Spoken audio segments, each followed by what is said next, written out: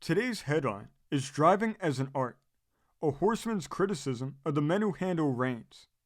The subheadline says, an imitation of foreign nonsense, judgment in selecting drivers, harness should be inspected, various points worth remembering. This article originally came from the New York Tribune. It says, "Jump in here," was the hearty greeting given from a light wagon by a reporter's horse-dealing friend as he pulled up in Harlem Lane. "Jump in here and I'll show you how fast a horse can't go that's got a big record." The reporter took a seat in the top wagon, and the horse jogged at a comfortable gait up the avenue.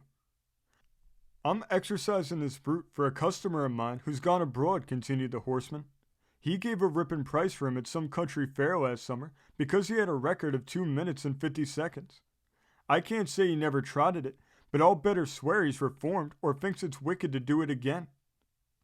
The well-filled thoroughfare caused the reporter to remark that the business of driving was enlarging yearly. "That's so," said the horseman, "and I don't know of any other line where safety of life and limb is concerned that allows the employment of so many inexperienced, incapable persons. You'll see them at all times on the road and in the streets and in charge of public and private turnouts, and it seems to be know nothing, fear nothing. Some foreign nonsense. Now look at this fancy affair alongside of us," said he, pointing to a light-stepping nervous bay team before an elegant carriage and driven by a man gorgeously clad in livery. "Do you know that money wouldn't hire me to ride in a closed rig like that with such a driver? Too much style, too little sense. That fellow's been told to sit up straight and stiff so that his toggery can be seen, and to imitate some foreign nonsense in holding elbows close to his ribs and his lines up near to his chin. He has the reins in one hand and the whip in the other. Now suppose one of them nice horses should stumble or slip. He might get a bad scratch or sprain, for there's no pull on him to recover his bit. Then again, if a spirited team like that should take fright and want to run, what control over it has the man in that position? Why, before he could gather his lines and get himself into shape, such a pair of horses could make from 3 to 5 jumps, and that's where the luck would have to come in. It seems to me that people who are bright enough to make wealth and direct workmen should have better judgment in selecting drivers. Of course there are many expert drivers in the employment of our best families. They get good pay, know their business, and are allowed to manage it. The trouble with many private drivers is that they have to put up with low wages and perform mixed duties at that. First-class men will not submit to such terms. Tip-top American drivers kick at wearing livery duds at any price. A driver's fitness. Driving ought to at least come under the head of skilled labor. Some of these days, I believe you'll see a bureau established requiring an official test for a driver's fitness. Men who have charge of boats and boilers are all under some sort of supervision.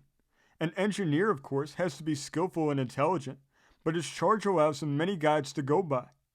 A gauge shows him the pressure of steam. An unusual sound in the movement of machinery notifies him that something must be examined or corrected.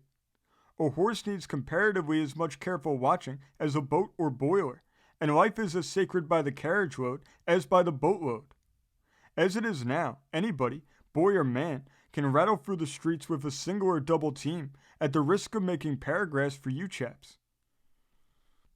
Why, sir, there are hundreds of men driving horses every day in this city, and especially on Sunday, who couldn't adjust a double or single harness in any emergency. You've often noticed when a horse has fallen and has to be unbuckled to loose or to pull the shafts out of his way. Good-natured cartmen, bystanders, or policemen have had to do the business. Speaking of harnesses, if I had my way, I'd have an authorized harness inspection for all public service where the wear and tear is severe. Much safety could be provided for by such a system. Points worth remembering. Employers who lack horse sense are often deceived by the drivers who assume the qualifications. Here's a case. A nice old gentleman living near me, who keeps a private coupe and a fairish lump of a horse, stopped me the other day and called my attention to the animal. "My driver," said he, "says he's spavined." I looked at the beast and saw no evidence. "Where's he spavined?" I asked of the driver. "In his forelegs," said he, pointing with his whip. Well, I explained to the old gentleman that horses didn't get spavined in the forelegs, and I didn't embrace the opportunity of a swap. So you see there's some virtue in a horseman. How can a safe private driver be selected? Well, city and western stage drivers are a good line of men to draw from. Almost any of them with a fair reputation for sobriety will fill the bill. They're accustomed to close and fast driving and are familiar with all details of harness and wagons in case anything needs looking after. Oh yes, there's still a lot of good drivers.